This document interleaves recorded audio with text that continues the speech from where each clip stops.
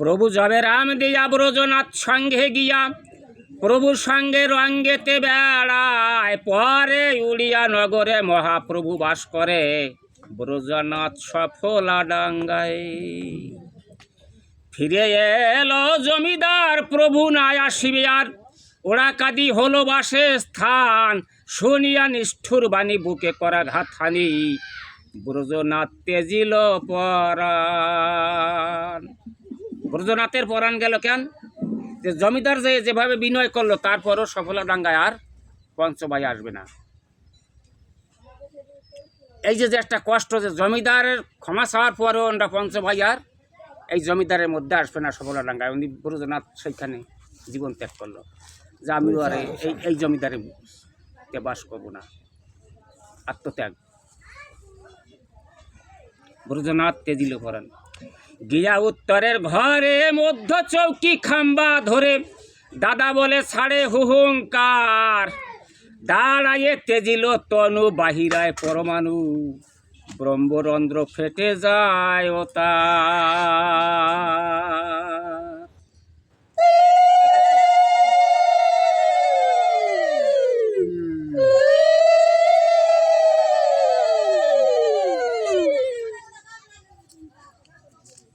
গিয়ে উত্তরের ঘরে মধ্য চৌকির খাম্পা ধরে, চৌকির খাম্পা ধরে দাঁড়াইয়া দাদা বলে ডাক ছাড়লো কারে? শ্রী হরিচাঁদকে। ডাক ছাড়িয়া জীবন ত্যাগলো, জীবন ত্যাগ করলো কোথায় দিয়া? পরমাত্মা বের হলো ব্রহ্মরন্ধ্র ফেটে। তাহলে কার সঙ্গে যে লীন হলো? স্বয়ং স্রষ্টার সঙ্গে লীন হলো, আর জন্ম মৃত্যুর পারাপারে আসবে না। এখানে আমি একজন দেখেছি, বন্যাহাটিতে গঙ্গাধর পাগল ছিল, কাশীনাথের দাদা। আপনারা দেখেছেন গঙ্গাধরকে?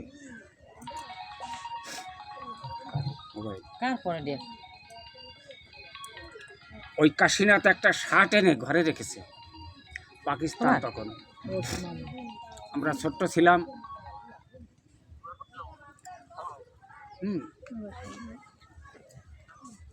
একদিন কণ্ঠিরামের বাড়ির ওই পাশে স্রোত, ওই যে ওনার যেই খোলেন ওইখানে বুক জল, গলা জলে উনি ডুব দিয়া উলঙ্গ অবস্থায় তাল গাছ দেয়।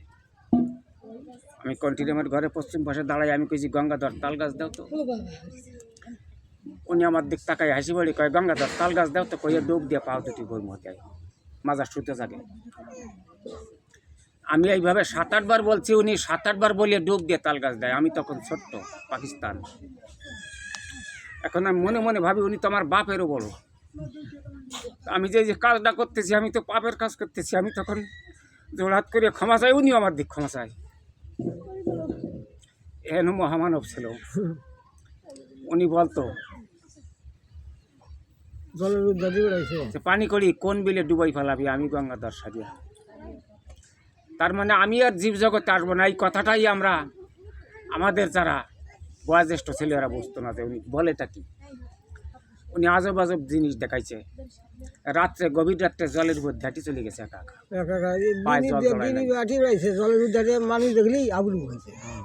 তাই উনি বলেছিল যে দোজগে মহারানী ঠগা, এটা হলো রাজনীতির কথা বলেছিল।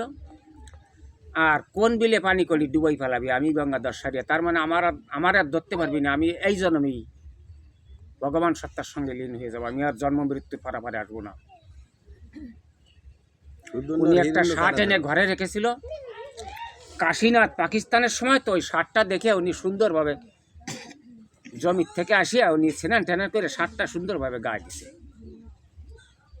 গায়ে দেওয়ার পরে বিকেলবেলার দিকে একটু জ্বর ভাব হয়েছে, তখন একটু ক্যাথা গায়ে দিয়েছে। রাত্রে জ্বর একটু বেশি হয়েছে, তো ল্যাপ পাড়ি দে, পরের দিন আরও বেশি হয়েছে, ডাক্তার আন। কিন্তু ক্রমান্বয়ে জ্বর বাড়ে, কোনো ডাক্তারি ওষুধে কাজ হয় না। এখন ওই বন্যাহাটির লোকজনে বলল কি যে এনারে হেন ভাই থাকতে যদি আজকে কাশীনাথ মারা যায়, তাহলে আমরা জব দেবো কি? আমরা নৌকোদুন নিয়ে ছোট, কোথায় আছে গঙ্গাধর? 3-4 খান 5 খান নৌকো নিয়ে বেরোলি পরে গঙ্গাধর তো ধরা দেওয়ার জন্য বসে রয়েছে। সে কি দেখে না যে আমার বাড়ির অবস্থা কি? নৌকায় করে গঙ্গাধরে নিয়ে আইছে, এসে বলছে যে ওই যে দেখেন কাশীনাথের অবস্থা কি। যাইয়ে উনি আর কি ওই লেপ কাতা টান দিয়ে ফেলাই কাছে শিগগিরে শার্টটা খুলে দে। শার্টটা খুলে আর কি ওই কয়েকজনে ছাড়াই টাড়াই গাছ টানলি ভরে উনি যেখানে বাঁধান ছিল ওইখানে নিয়ে বাঁধাইতেছে। উনি ঘরের থেকে বেরোয় গেছে, কিছু সময় পরে কাশীনাথ উঠে বইছে। কাশীনাথ উঠে বসেছে। আস্তে আস্তে আস্তে আস্তে মানুষ সুস্থ হয়েছে। এখন কয় কি করে ভাত দাও কিসের দিকে মানুষ। তা যখন ভাত টাত খেয়ে সুস্থ হয়েছে তখন গঙ্গাধর বলতেছে, এই শার্ট তুই গায়ে দিলি কেন? কয় দাদা দেহি সুন্দর একটা শার্ট আনি তুইছ, তাই আমি গায়ে দিছি। কয় কি গায়ে দিছিস তো তুই যে উঠে গেছিলি করে, তোরে কি আমি এই শার্ট গায়ে দিতে কয়ে গেছি? আমি যদি তোরে দিয়ে যেতাম বাড়ি গায়ে দিস, তাহলে তুই গায়ে দিলি ভরে সহ্য করতে পারবি। আমি তো তোরে দেই নাই। জানিস সে কোন মহাবেদীর শার্ট আমারে দিছে? কত বড় মহাবেদী আমার খাইতে হয়েছে, আর আমি তোর এই শার্টটা দেবো, আমি সেই সময়টা করে নেবো না? তুই তার আগে গায়ে দিয়ে তুই এই শার্ট সহ্য করতে পারিস? এন মানব ছিল গঙ্গাধর। উনি বলল কি যে আমি যদি মারা যাই আমারে পড়াস না। তখন বললো কি যে তাহলে কি করা যাবে? মাটি দেবো? কয় কি না মাটিও দিস না। কেন? কয় কি আমার জলে ভাসাই দিস আমার লাশ। তো ওই বংশের মানুষ, পাড়ার মানুষ বলছিল যে কেন তোমার মতন একজন মহামানবরে যদি জলে ভাসাই দিই মানুষ মন্দ করবে না? কয় আরে জানিস না তো, আমি তো চলে যাব, কিন্তু আমার এই লাশে যাতে এই জীবের একটু মঙ্গল হয় সে কাজও তো ব্যবস্থা করতে হবে। তারপরে কইছিল তা তোমার জলে ভাসাই দিলে কী হবে? কয় যে আমার লাশ যেখানে যে বাঁচতি বাঁচতি বাঁধবে সেইখানে একটা কলেজ হবে জীব শিক্ষার জন্য। সত্যি কথা, উনি যে বছর উঠে যায় গাছের উপরে দাঁড়াইয়া, ওনার এই ব্রহ্মরন্ধ্র ফাড়িয়া পরমাত্মা বেরোই গেছিল কাশীনাথের, ঠিক না? ব্রহ্মরন্ধ্র ফাড়িয়া গঙ্গাধরের পরমাত্মা যায় বেরোইয়া। গঙ্গাধরের আনিয়া জলে ছাড়িয়ে দেওয়ার পরে উনি আস্তে আস্তে ভাসতে ভাসতে চলে গেল কোথায়? কয়ে ঢেউতে কালীবাড়ি উজনি, কালীবাড়ির শ্মশানের ভিটে যেয়ে বাদিয়ে এরকম ঢেউ খেয়ে গড় খাতো। আর মার্সি বলতো যে দেখো হেন একটা মহামানব উঠেছে জলে। সেইখানে কি হলো? কলেজ হয়েছে এখন 6তলা না 7তলা বিল্ডিং, এই জাতির শিক্ষার জন্য। সেই শ্মশানের উপর কলেজ হয়েছে। ওইখান থেকে লাশ নিষ্পত্তি হয়ে গেল, ওইখান থেকে নিষ্পত্তি হয়েছে। জানে তখন মানুষের মনে যখন ওই কলেজটা হয় তখন মানুষের স্মরণ পড়ছে যে গঙ্গাধরের লাশটা এইখানে যে বসিয়ে গোল খাতো। মানুষ উজানি হাটে যেত দেখতো যে গঙ্গাধরের লাশ হইত, সেই উজানি শ্মশানের উপর কলেজ। এহেন মহামানব ব্রহ্মরন্ধ্র ফাড়ি গেছে। আর এইখানে কেটে গেল? ব্রজনাথ গেল। সেই ব্রহ্মরন্ধ্র ফাড়ি কিভাবে গেল? গিয়া উত্তরের ঘরের মধ্য চৌকির খাম্বা ধরে দাদা বলে ছাড়ে হুহুঙ্কার, দাঁড়ায় তেজিল তনু বাহিরায় পরমাণু, ব্রহ্মরন্ধ্র পেটে যায় তার। তাহলে কার সাথে এসে লীন হলো? স্বয়ং স্রষ্টা হরি ঠাকুরের চরণ সান্নিধ্যে এসে লীন হলো। আর জীবজগতার